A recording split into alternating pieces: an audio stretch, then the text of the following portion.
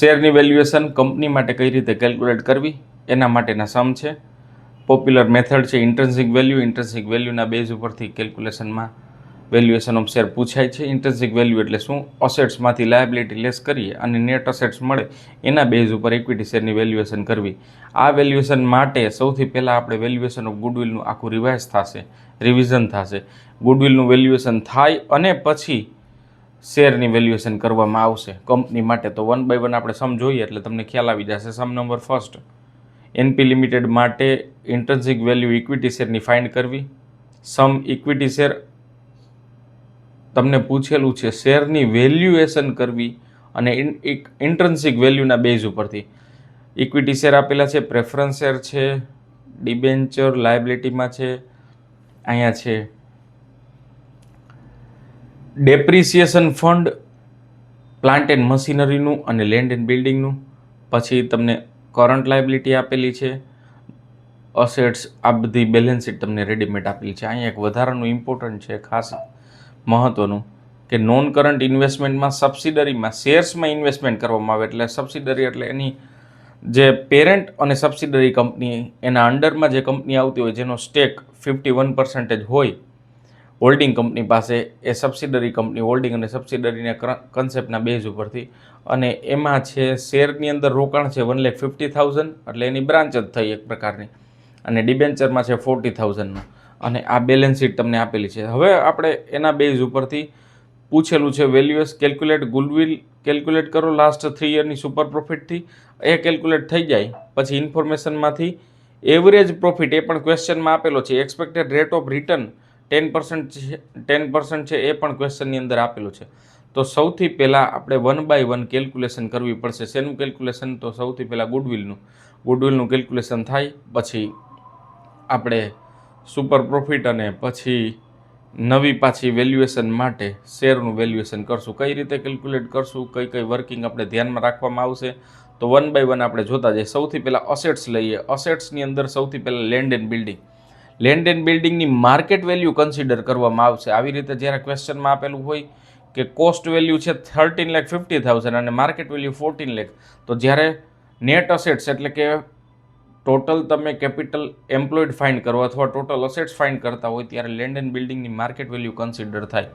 પછી plant and machinery આ balance શીટમાં આપેલું છે. ખાસ એમાં યાદ રાખવાનું, એમાં ડેપ્રિસિએશન ફંડ 50,000નું ડિડક્ટ થશે. શું કામ ડિડક્ટ થશે?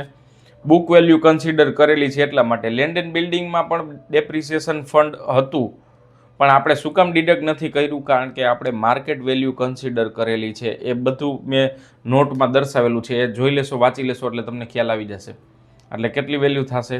12 લાખ રૂપિયા. ખાસ યાદ રાખવાનું છે, 2 ફંડ છે, ડેપ્રિસિએશન ફંડ, પ્લાન્ટ એન્ડ મશીનરીનું છે, ત્યારે કન્સિડર કરશું એટલે શું? લાયબિલિટીમાં ડેપ્રિસિએશન ફંડ આપેલું છે એ બુક વેલ્યુમાંથી માઇનસ કરશું, અને લેન્ડ એન્ડ બિલ્ડિંગની માર્કેટ વેલ્યુ લીધેલી છે એટલા માટે ડેપ્રિસિએશન ફંડ લેસ કરવામાં આવશે નહીં. Furniture as it is. Inventory investment in shares of subsidiary company. એનો મતલબ શું થયો કે શેરમાં જે કાંઈ રોકાણ કરેલું છે એ આપણે કન્સિડર કરશું. તો આપણે ક્વેશ્ચનના બેઝ ઉપરથી જોઈએ તો કઈ વેલ્યુ કન્સિડર કરશું. તો અહીંયા 14 લાખ લીધા, અહીંયા 12,50,000માંથી આપણે શું લેસ કર્યું? ડેપ્રિસિએશન ફંડ એટલે ઘસારા ભંડોળ. કોનું ઘસારા ભંડોળ? આનું. એ ડિડક્ટ કરશું, માઇનસ કરશું. ફર્નિચર એઝ ઇટ ઇઝ વેલ્યુએશનમાં લેવાની છે. અહીંયા ખાસ યાદ રાખવાનું, ગુડવિલનું કેલ્ક્યુલેશન કરતા હોય ત્યારે બેલેન્સ શીટમાં ગુડવિલ આપેલી હોય એ કન્સિડર ન થાય. એની નોંધ પણ મેં લખેલી છે ક્વેશ્ચન જ્યારે સ્ટાર્ટ કરીએ ત્યારે, એટલે એક વખત વાંચી લેશો એટલે ખ્યાલ આવી જશે. હવે સબસિડરીમાં તમે શેર્સમાં રોકાણ કરેલું હોય તો એ કન્સિડર થાય જ્યારે ગુડવિલનું કેલ્ક્યુલેશન કરીએ ત્યારે, પરંતુ ડિબેન્ચરનું રોકાણ આપણે ધ્યાનમાં લેવામાં આવશે નહીં. એટલે 150 ડિબેન્ચરમાં જે કાંઈ રોકાણ કરેલું હોય ઇન્વેસ્ટમેન્ટમાં, જ્યારે ગુડવિલનું કેલ્ક્યુલેશન કરીએ ત્યારે આપણે ડિબેન્ચરનું રોકાણ ધ્યાનમાં નહીં લઈએ. ડેટર્સ એઝ ઇટ ઇઝ બેલેન્સ શીટમાં આપેલા છે, સ્ટોક પણ આપેલા છે, અને કેશ. આના બેઝ ઉપરથી તમને ટોટલ અસેટ્સ મળે. ટોટલ લાયબિલિટીમાં ડિબેન્ચર અને ક્રેડિટર્સ એ બંને માઇનસ કરીએ એટલે જે મળે એને નેટ અસેટ્સ કહેવાય. એમાં પ્રેફરન્સ શેર કેપિટલ માઇનસ કરીએ એટલે કેપિટલ એમ્પ્લોયડ અથવા નેટ અસેટ્સ એ પણ તમને મળે. અને એના બેઝ ઉપરથી એક્સપેક્ટેડ પ્રોફિટ કેલ્ક્યુલેટ કરીએ 1,41,000. આપણે બેઝિક જેમ કરતા એમ કારણ આમાં વેલ્યુએશન બધી કરવાની છે. ગુડવિલ કેલ્ક્યુલેશન કરવા માટે ખાસ યાદ રાખવાનું કયું ફંડ ધ્યાનમાં લેવું ન લેવું એ માઇનસ કરીને પ્લસ માઇનસ કરીને આપણે કન્સિડર કરશું. હવે પ્રોફિટ તમને ક્વેશ્ચનની અંદર આપેલો છે 2,73,000. હવે જો મેં ડિબેન્ચરમાં ઇન્વેસ્ટમેન્ટ કરેલું છે, ડિબેન્ચરમાં જે ઇન્વેસ્ટ કરેલું હોય ને એની જે ઇન્કમ થાય તો એ મારી રેગ્યુલર ટ્રેડિંગ ઇન્કમ ન કહેવાય. ટ્રેડિંગ ઇન્કમ ન હોય તો એને મારે રેગ્યુલર પ્રોફિટમાંથી શું કરવી પડે, એક્સક્લુડ કરવી પડે, માઇનસ કરવી પડે.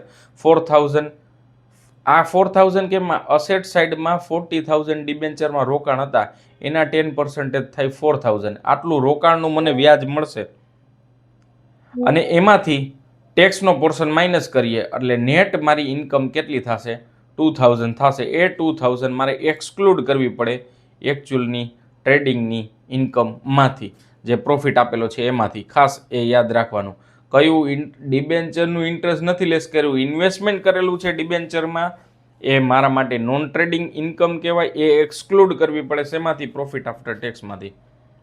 અને પ્રેફરન્શિયલ ડિવિડન્ડ 10 લાખના 10% એ પણ ડિવિડન્ડ લેસ થઈ જાય એટલે તમને એવરેજ પ્રોફિટ મળે. એવરેજ પ્રોફિટ એટલે કંપની ખરેખર કમાઈ એક્ઝેક્ટ 1,71,000 કંપની અર્ન કરે છે. કંપનીનું એક્સપેક્ટેશન હતું 141નું, એ કઈ રીતે મળ્યું, capital employed multiply by ERR અથવા NRR બે સેમ જ થાય અને એ 30,000 આવે છે સુપર પ્રોફિટ. અને સુપર પ્રોફિટથી આપણે ગુડવિલ કેલ્ક્યુલેટ કરીએ તો 90,000. હવે ખાસ હવે જ ચેપ્ટરની શરૂઆત થાય. આ તો આપણે ગુડવિલનું શીખેલો હતો. હવે ખાસ અહીંયા ઇન્ટ્રન્સિક વેલ્યુ જ્યારે કેલ્ક્યુલેટ કરતા હોય કોની, તો કે શેરની, ત્યારે જે ગુડવિલ માટે જે નેટ અસેટ્સ લીધેલી હતી એ as it is as per goodwill calculation જે આપણે ધ્યાનમાં લીધેલી હતી એ પ્લસ જે નવી જે ગુડવિલની કેલ્ક્યુલેશન કરી એ આપણે ધ્યાનમાં લેવી પડશે.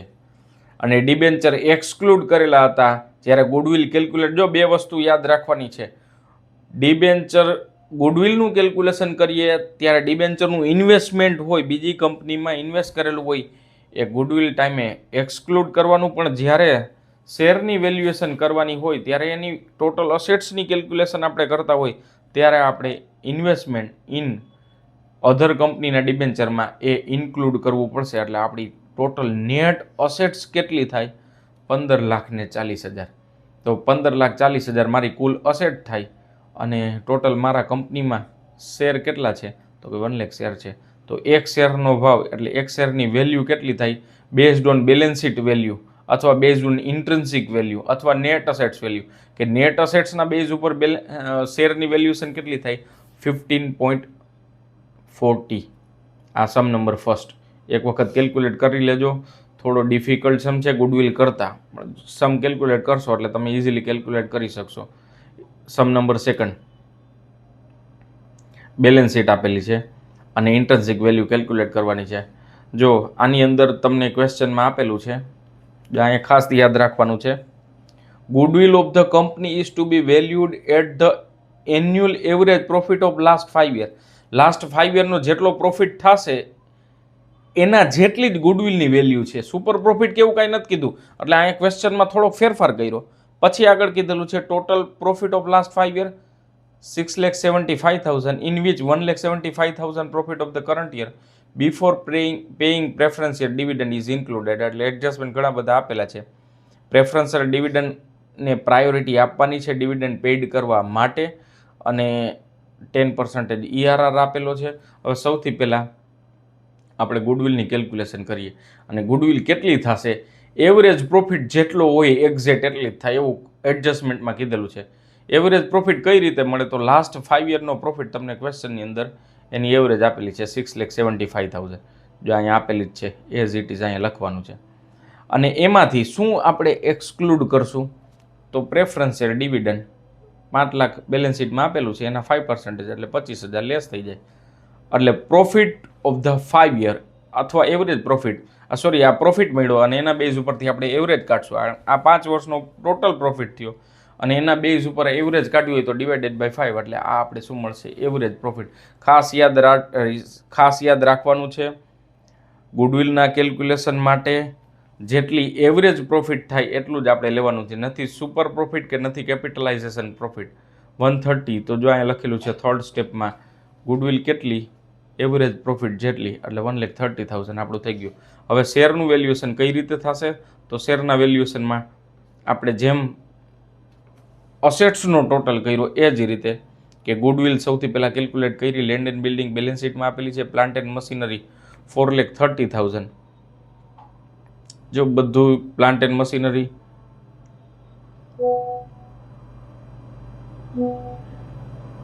પછી છે ક્વેશ્ચનની અંદર આપેલું છે એના બેઝ ઉપર આપણે કેલ્ક્યુલેટ કરીએ છીએ.